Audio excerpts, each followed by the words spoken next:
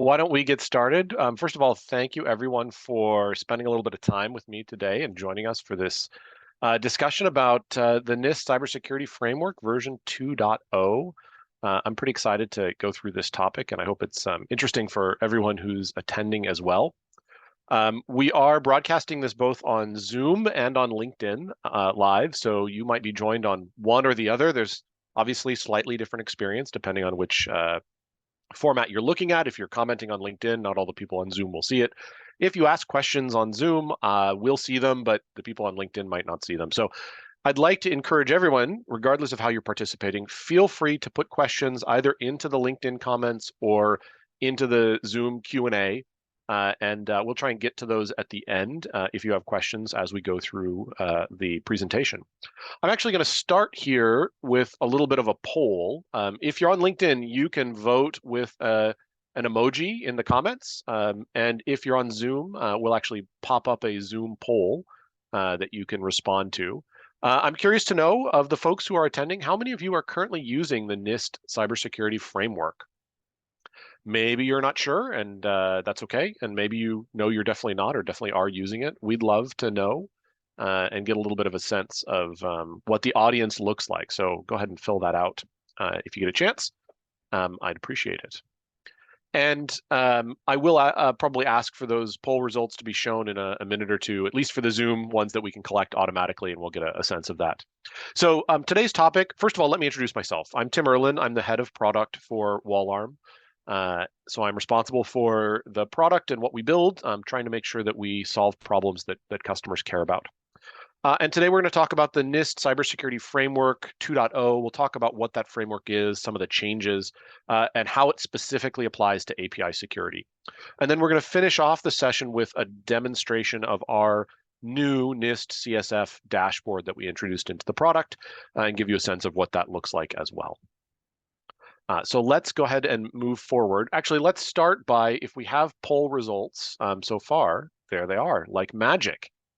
So we've got a few folks who don't know. We got about 50% who are using it, and then a smaller percentage of definitely not using it. So that's great. Thank you for filling out that poll and letting us know what the audience looks like. So let's start with a little bit about the Cybersecurity Framework 2.0 to get us started. First of all, the NIST Cybersecurity Framework has been around for a while. The 1.1 version was actually published back in 2018. So it's not a brand new framework overall, but that original version was actually targeted specifically at critical infrastructure. So it was aimed for critical infrastructure organizations to help them drive better communication and adoption of cybersecurity. But because it was so useful, other organizations found that they were interested in using it. They adopted it. They've used it in a variety of ways, and so it's become now the NIST cybersecurity framework more generally. And just to be clear, the version 2.0 that we're talking about, there was a draft published last year in 2023, and then the final version was published in February of 2024. So basically a month ago, roughly speaking. So relatively recent publication of that final draft. And we'll talk about what those major changes were. We're not going to go line by line through the CSF, but we will talk about the major changes and a little bit about why they're important to practitioners and the framework as a whole.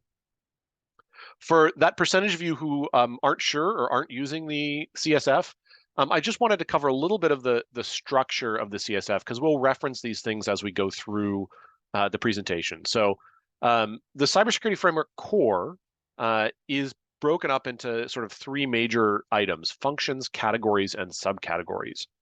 So the functions are all listed here. You can read through them. They're color-coded, as they were on the previous slide in the circle. They're color-coded and matching up with the NIST colors there. Those functions consist of categories, and then those categories consist of subcategories. So the categories, for example, are things like you might have asset management or risk assessment. You might have incident management, incident analysis. And then those categories, the specific items are in the subcategories. That's really where that's explained in detail. So that's good to know and understand that structure as we talk about it moving through here. So let's look at what those major changes were between the previous version, the 1.1 version, and the 2.0 version. So I talked a little bit about this at the beginning, but the expanded applicability is really a core change for the NIST CSF. Its success in the market, in usage, has resulted in this move away from the framework for improving critical infrastructure cybersecurity to the more broadly applicable cybersecurity framework, or roughly referenced as the CSF. Now, it's important to keep in mind that the U.S. federal government's definition of critical infrastructure is actually pretty expansive. It includes things like, financial companies as well, anything that would be considered critical to the overall infrastructure. So it's not as narrow a definition as you might have thought, but it's still a change in broadening the applicability of the CSF out of that critical infrastructure definition to something that can be used, or is at least targeted towards a broader audience in general. The 2.0 version of the CSF is also more connected. So if you're not familiar with NIST, I'm going to assume most of the folks on the call are familiar with NIST in some way. NIST produces a lot of valuable content. There are special publications like 853, which is widely known as sort of a broad cybersecurity set of cybersecurity controls. There's 861, there's 171. There are a bunch of different special publications. There are also other frameworks like the Secure Software Development Framework or the Privacy Framework. So one of the changes in 2.0 is that there are more connections and references to those other NIST resources, so that it makes it ideally easier for you to move from the framework at a high level to specific implementation guidance in, for example, 853. That connectedness is important for NIST, and it's important for the usage of the framework overall. Obviously, for organizations that have adopted other NIST special publications or controls or frameworks, that makes it easier for them to adopt the cybersecurity framework as well. The new CSF 2.0 is also more focused on implementation, and specifically, it includes implementation examples. So the goal there is really to provide better tools, more tools for the users of the CSF to implement in their environment. And that's where those implementation examples come in. So that's an important change as well. Two other important changes, one of which is the focus on supply chain security. Now, if you've forgotten about SolarWinds, an incident occurred that occurred in 2020, which for many of us seems like decades ago at this point, I completely forgive you. But that SolarWinds incident really has driven a change in perspective in the cybersecurity space and in the CSF as well, with a greater focus around supply chain attacks and supply chain security as a topic. So the CSF contains a new category, govern, which we'll talk about as that new function, and it focuses on supply chain management as a particular task. So that's important to note as a change there as well. And then that new function of govern, that is an expansion of the CSF from the previous 5 functions up to now 6 with the introduction of govern. And we'll talk a little bit about the contents of that as we go through the presentation as well. So as I said, those are just highlights, major changes in the CSF from 1.1 to 2.0. Obviously, there are detailed changes that you can go look for or analyze if you're interested, but I just wanted to cover those highlights. I also want to cover really a little bit about how you use the CSF, because I think it's important to understand that as a framework, its goal, or the goal of of producing a framework, is really to help with alignment and communication. So the CSF is primarily used for these 4, I have to find a word other than functions because they're called functions in the CSF, for these 4 objectives. First of all, to help organizations accurately describe their current cybersecurity posture using a common language. That's one of the objectives of the CSF. Also, to give them the ability to systematically assess that current cybersecurity posture against a target. So the ability to say, where are we today and how are we doing compared to where we want to be tomorrow? There are also tools within the CSF to help prioritize what you choose to focus on in making that shift from where you are today to that target posture that you have in the future. And then all of that is wrapped up in the ability to more effectively communicate about cybersecurity, both inside your organization and externally. So the CSF, in a lot of ways, the CSF is really focused almost entirely on communication. Communication about where you are, communication about where you'd like to be, communication about what's important, and the ability to communicate all of those things both internally and externally. And that's an important aspect to keep in mind, or important attribute to keep in mind, that the CSF, the cybersecurity framework, is focused on those, enabling you as an organization to do a better job of those four objectives. Now, we talked about, I showed the cybersecurity core. There are two other components that are worth mentioning when we talk about the CSF. So the CSF provides that core set of functions, categories, and subcategories, but it also supports these two other capabilities: profiles and tiers. So profiles are really a tool designed to allow you to describe a particular environment, or let's just say the state of an organization, as compared to the CSF. That state could be current state, could be desired state. There's also support for what are called community profiles. So that's a kind of desired state described by a third party, if you will, or could be a collection of a consortium around a particular topic. So the goal of a profile is to let you say, look, I understand what the CSF is. This is what this particular environment looks like, or should look like, in reference to that CSF. And profiles give you the ability to then generate comparisons. So you can say, take a profile for your current state, a profile for your target state, and perform that gap analysis. Or if you're part of a community organization, you can produce a profile that's specific to your particular group, your particular vertical. The NIST provides a listing of community profiles. Interestingly, I looked yesterday, and there was one community profile for the 2.0 version. There was a bunch of them for the 1.1 version.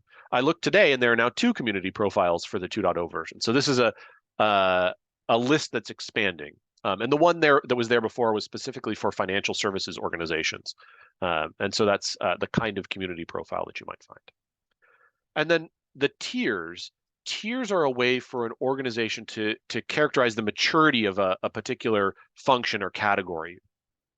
The idea here is that you might have a partial implementation of a subcategory, or a partial implementation of a category, and you want to be able to articulate that it's partial, and that you have room to grow in terms of how mature you are with that particular function or that particular category. And that's what tiers allow you to do. Now, of course, you can use those tiers both for current state and target state. So it might be that you've implemented all the subcategories in some way, but that you have the ability to or the desire to improve the tiers, improve the maturity for those subcategories. And that's what the tier function allows you to do. Those descriptions of partial, risk-informed, repeatable, and adaptable are the four tiers that are described there in the CSF.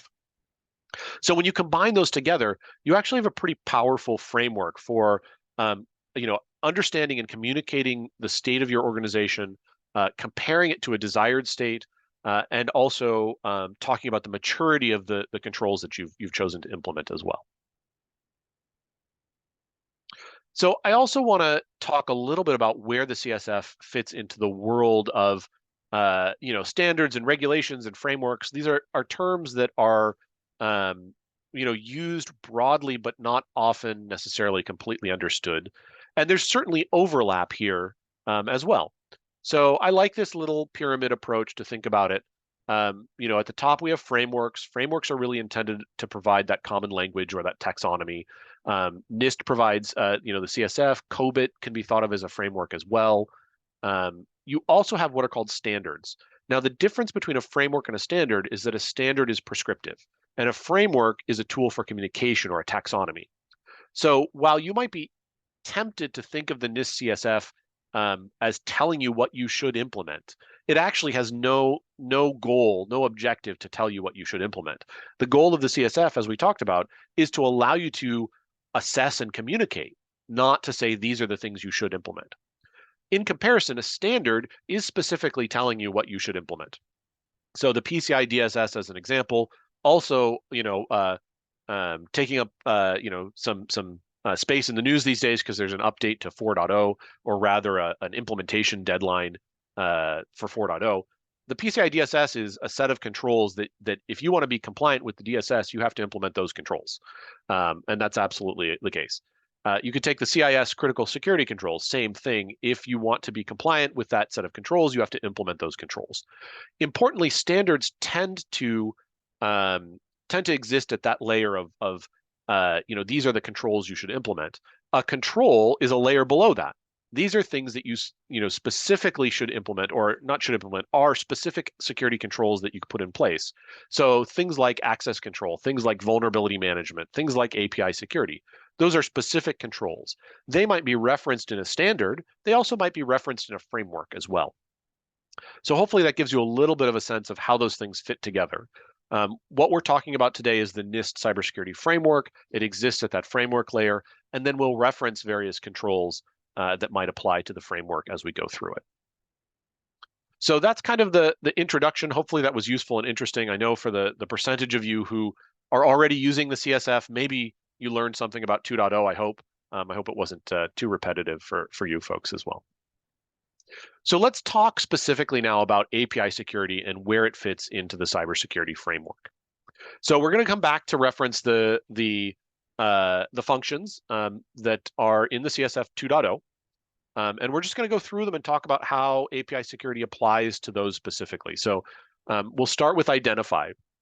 So here we've got a couple of categories there as well, just to sort of flesh those out. That's asset management and risk assessment in the identify category. When we talk about API security, where do specific controls or capabilities apply? Well, they apply to those two categories. Inventorying all your APIs and endpoints is certainly valuable to the identify function as a whole. Asset management definitely involves understanding what assets you have. That's where API discovery or inventory matters. Classification is also part of that asset management and risk assessment standpoint. In order to assess risk for something, you do need to be able to classify it and then assess that risk. Finding vulnerabilities in those APIs, detecting changes to endpoints, those all fit into that risk assessment and asset management, those two categories as well, as part of the identify function there. So that's where API security applies to the identify function. If we keep moving forward, we can talk about protect. So here for protect, we're talking about platform security, and we're talking about IR, which is technology infrastructure resilience. Interestingly, it's worth calling that out because IR tends to mean incident response. In this case, under the protect function, it's got the technology infrastructure resilience is the full category there. So in this case, API security can really be focused on identifying out-of-date components in your APIs. That's really about that platform security and also the infrastructure resilience. Out-of-date components present a risk, and they can present a security risk, they can present a resilience risk. Being able to identify and record session data for APIs has a overall security benefit as well in terms of protection. And then if you can identify unauthorized or unmanaged APIs, that's also relevant to the protect piece. Because you can't protect the things you don't know about, and you have to be able to understand your full scope of your API threat landscape in order to apply protection. And then we get to the most obvious API security capability that applies to protect, the one that I would expect everyone to guess, which is simply detecting and blocking attacks against APIs. So the ability to have a security control that sees traffic going towards your APIs, flowing towards your APIs, detects attacks and blocks them would be a key component in the protect function for NIST CSF. We can move forward there to the detect section where we have the CM and those are the only two categories in the detect function. So that's continuous monitoring and adverse event analysis. Again, detecting attacks here is an important aspect. We created a little split in this analysis between detecting attacks and blocking attacks. You would expect those to be basically the same function in an actual tool. in the CSF, you could separate them, between those two functions of detect and protect. Um, of course, we want to talk about incidents as well as attacks, right? Because not every attack is an incident. You might see attacks that don't result in a compromise, that aren't targeting a particular vulnerability that is vulnerable to those attacks. Being able to identify incidents that are actually occurring is an important part of that detect function as well, for your APIs. And then you want to make sure that that detection capability flows into your workflow. So delivering that incident and attack data into your SIEM or whatever tool you're using for your SOC is an important piece of the detect function for API security as well. Moving forward to respond, here we have three categories, three of the four in the respond function. MA is incident management, AN is incident analysis, and MI is incident mitigation. The one that we're leaving out there for API security for what it's worth is incident response reporting and communication, which tends to fall more towards a SOC function, and encompasses the API incidents that might be occurring, but isn't specific to API security in that case. So here, the ability to identify which vulnerabilities are being attacked is an important capability. Obviously, capturing details about those attacks is valuable too. If you're seeing attacks, but you can't get enough detail about them in order to effectively respond, that's an important, that's a shortcoming in terms of your ability to fulfill the function within the CSF. Notifying stakeholders of incidents, blocking attacks and malicious behavior. Blocking is important. It's part of incident response. Sometimes we refer to blocking as mitigation in two different ways. There's the blocking of a specific attack that we've seen, but there's also blocking based on other criteria like geography, geolocation, or based on being part of a known malicious IP address as a source, or being a Tor exit node. That there's the ability to remediate an attack with other types of actions, other types of blocking besides just blocking an individual request as well. So we want to include that in the respond category as well as in the protect category function as well. So then moving forward to recover, here we've got the recovery plan execution and recovery communication. This is really where the details about what you can capture matter.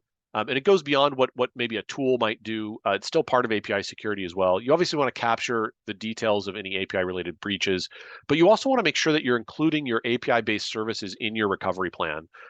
So increasingly, we're seeing that APIs are part of delivery of critical business services.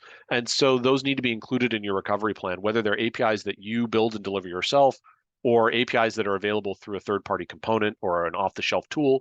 That's important to include in your recovery plan.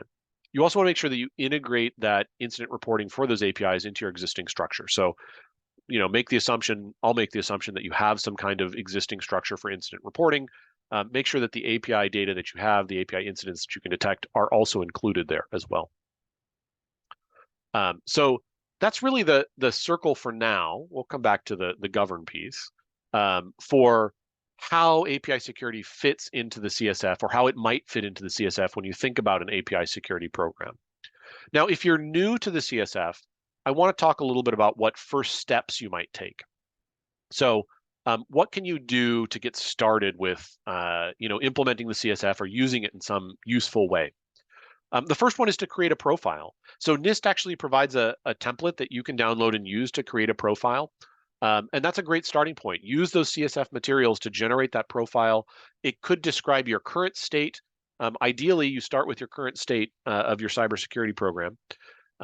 And then from there, overlay your current API security controls onto that current state that you've just described with that profile. The goal of doing that is to allow you to identify and prioritize gaps. So are there areas in your API security program where you have gaps between, compared to that profile that you created of your current state?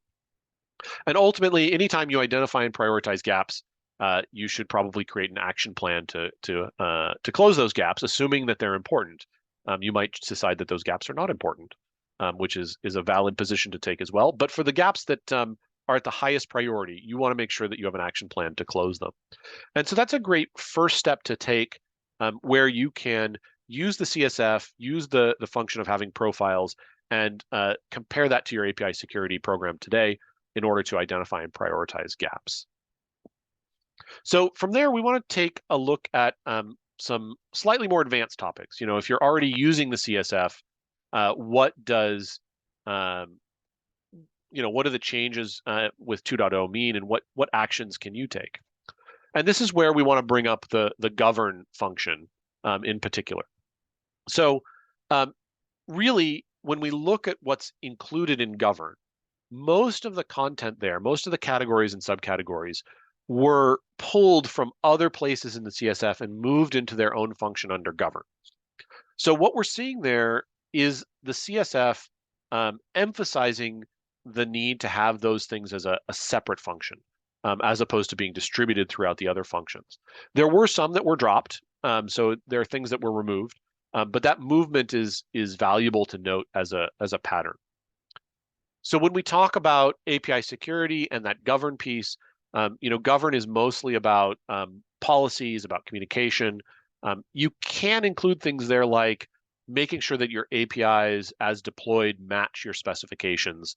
That, of course, implies that you're creating specifications as part of your development process, or that you have API specs from your vendors. Ensuring that the deployed APIs, the production APIs, actually match those specifications is a step towards governance. Being sure that you can detect changes in your APIs. So when new APIs and endpoints are rolled out, can you see that there's been a change? Are you accounting for that change? And of course, identifying software that's in use in your environment is part of governance as well.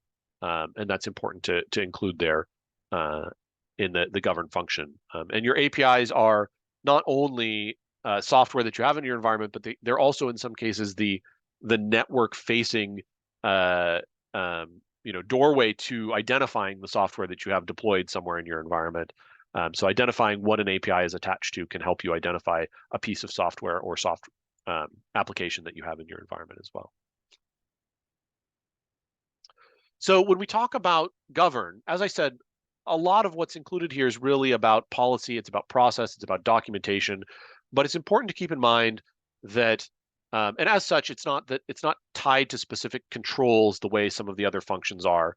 But it's important to keep in mind that API discovery really as a capability is an important part. It's an integral part to inventorying what's in your environment. What are those critical capabilities? What's the software? Who are the suppliers attached to that software?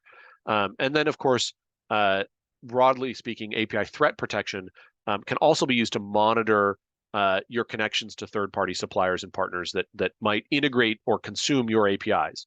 So those are attack vectors that are attached to third-party suppliers, and so they're connected to that supply chain security piece that govern takes up as a function within the CSF.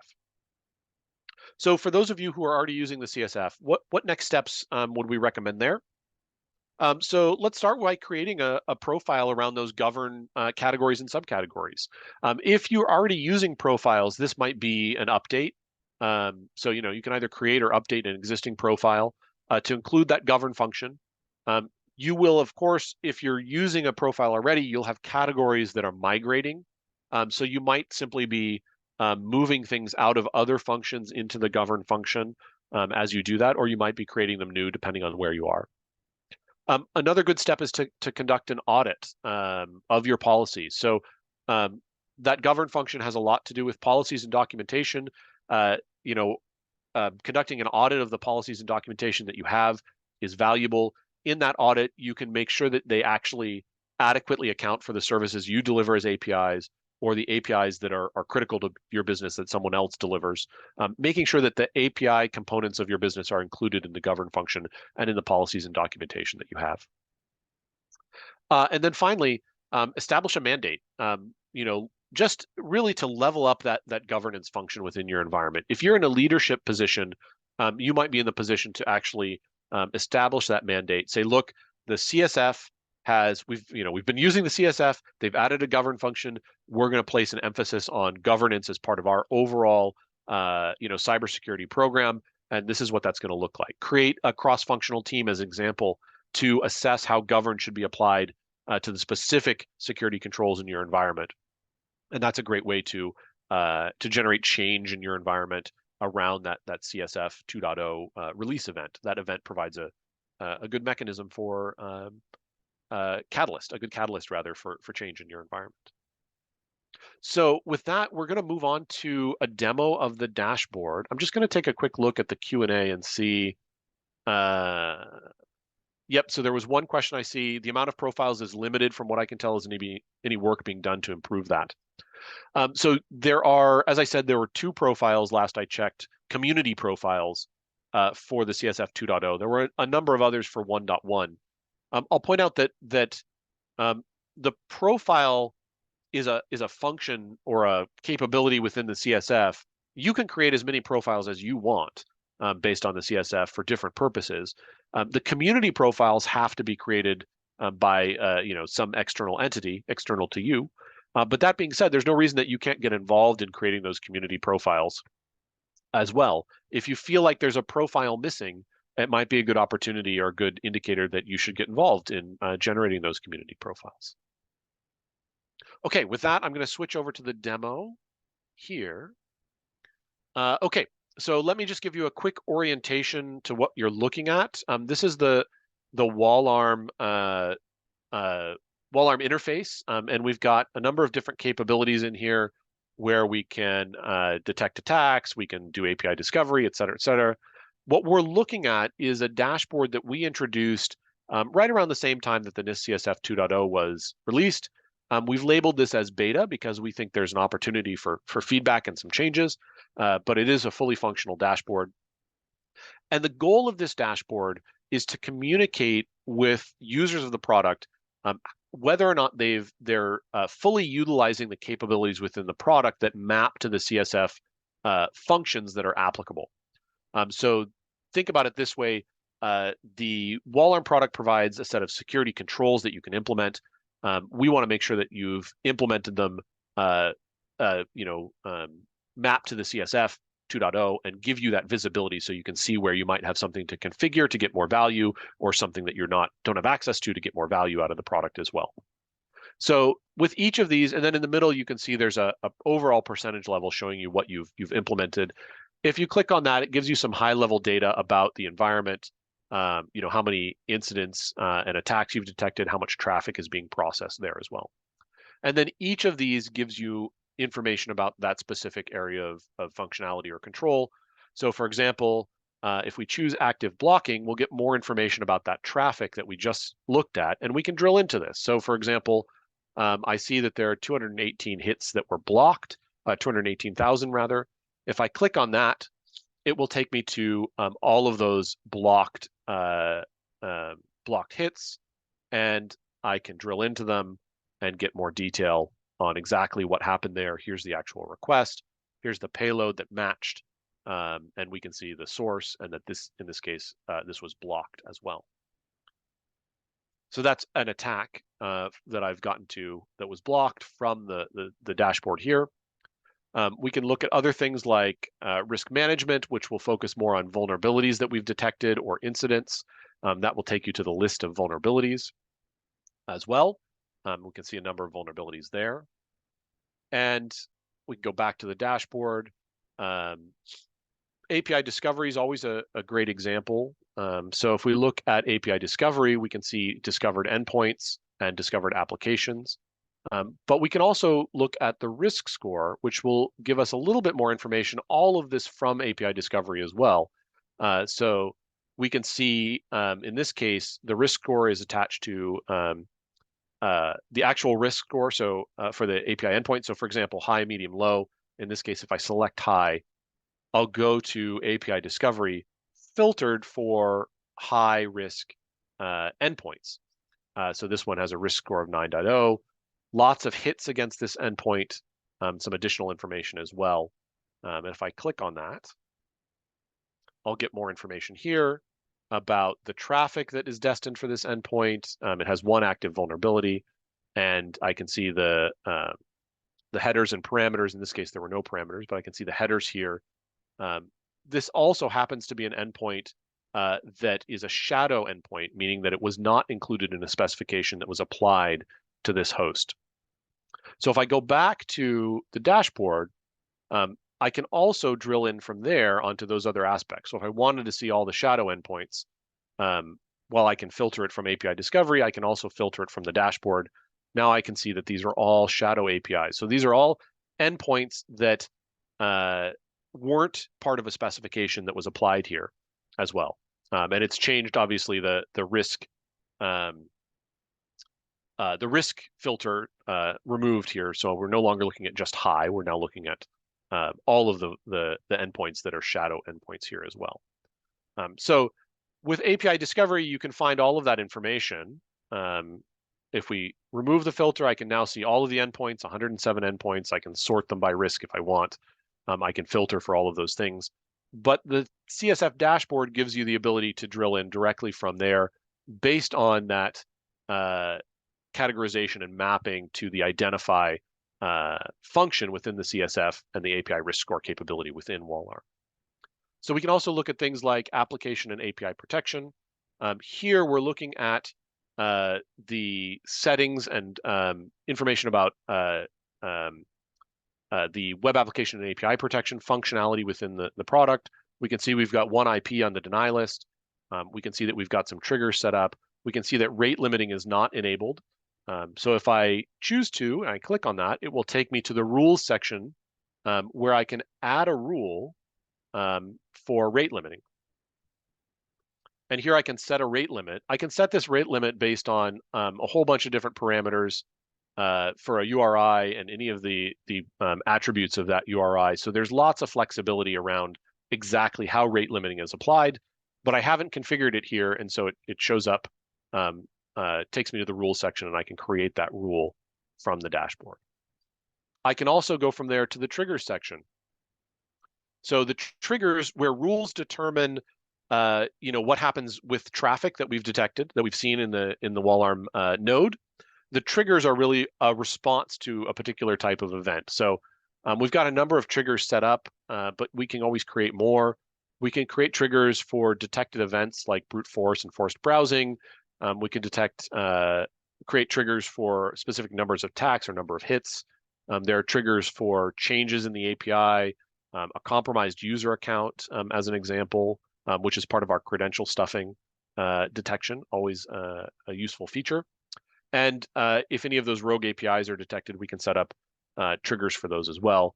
And as an example, in this case, we can set up a notification trigger if a rogue API is detected to send me a notification anytime that rogue API is detected via a number of different means. And so we can come back here and take a look at the API threat protection. So I mentioned credential stuffing. In this case, we've got for API threat prevention, we've got our BOLA protection is currently disabled. If I click on that, it will take me to enable that. I've got credential stuffing set up, and that's a good one to look at. So in this case, credential stuffing detection, the way this works actually is that we have a database of known compromised passwords, and we monitor specific endpoints for the use of those passwords. So a credential stuffing attack is, of course, any kind of attack using compromised credentials. In some cases, we can detect those because of their patterns of behavior, but a low and slow attack, or even a legitimate user who's using a compromised credential, doesn't necessarily get detected based on the behavior. That's what the credential stuffing detection here is designed to do. It actually looks at the authentication event, checks the password against that known database of compromised passwords, and then identifies events that occurred. So we're monitoring these specific endpoints. We can see that there were 7 attacks in the last 7 days. There were 973 credentials in this environment that were detected. And if we choose that, we can go to view those attacks in the attacks interface. And here we've got that list. And I can see that there are all of these credentials that were compromised or that were known to be compromised that were attempted authentication as well. And these could be actual malicious attempts, but they could also be a legitimate user using a compromised credential, which you might want to know about. If a user in your application has a compromised credential, you might want to issue a password reset for them, or ask them to reset their password rather. And you can do some integration there with the compromised user account trigger, so that you can generate a notification or an integration into your application to do that kind of a password reset based on that event that occurred as well. So that's an example of the API threat prevention function there under Protect. Now you'll also note we've included in this demo the API specification enforcement. You'll note that it has a little lock icon here, and if you select it, you'll get a request trial option. That's because this capability is not enabled here. This is actually a feature that we're going to release very soon. And if you have something that you don't have in your subscription, we'll give you that indication and the ability to request a trial for it. So users can see what they have enabled. If something isn't configured, we'll show a configuration icon. And overall, that dashboard then gives you the ability to see how you've deployed and configured the Wallarm platform overall in map it and comply with the NIST CSF 2.0. So with that, I'll leave you with a couple of other dashboards that we have as part of the demo. We have an OWASP API 2023, API Top 10 2023 dashboard. So again, this is a similar concept, another way to map the controls that are in the Wallarm capability, in this case to the OWASP API Security Top 10, and you can see where they're implemented, where they're not, same kind of drill-in capability as well. And then the threat prevention dashboard gives you a view of the traffic that we've processed, the malicious requests that we've seen, anywhere those malicious requests are targeting a specific vulnerability, that would be what we call an incident, and things like attack sources, specific attack types, protocols that were attacked, et cetera, et cetera. So that gives you a high-level view of the overall product, not mapped to a specific framework in that case. And with that, I think we'll conclude the demo. I'll bring you back to the cybersecurity framework. Again, if there are questions, I am happy to answer questions. I'll take a look at the Q&A again and see if anybody's added any. Okay, and if there are any in the LinkedIn chat, let's see if we can find those as well. And let me flip over to LinkedIn. Okay, let's take a look at LinkedIn. One, not so much a question, but a suggestion. How about creating a NIST CSF 2.0 profile for APIs? That's an interesting suggestion, not a bad one. Something that we could certainly look at and consider.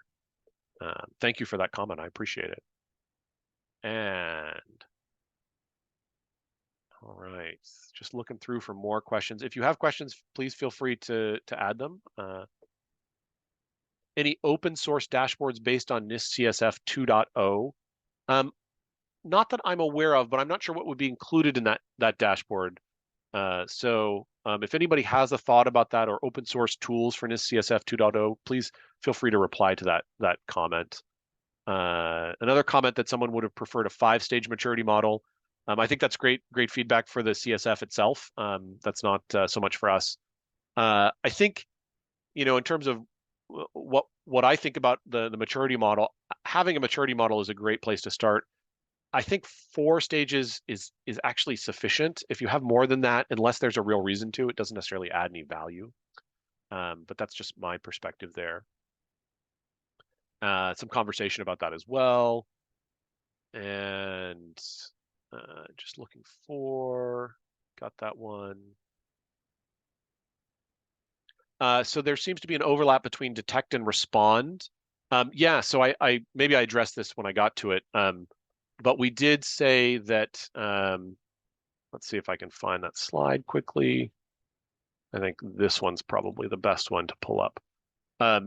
So we did a mapping here and found that the function within Wallarm of detecting and blocking attacks actually had relevance to multiple functions. So protect, detect, and respond, we included that ability to block or detect or block and detect in multiple functions. It wasn't a clear mapping of a one-to-one, so that's why we included it that way there. And Looking for more questions. Someone asked where the data is kept. I assume that's a question about the Wallarm platform itself. The Wallarm platform consists of two components. There's what we call filtering nodes, which you can deploy wherever you want to. You can deploy them inside your infrastructure in the cloud. The goal of those filtering nodes is basically to watch traffic. So you want to send traffic to them.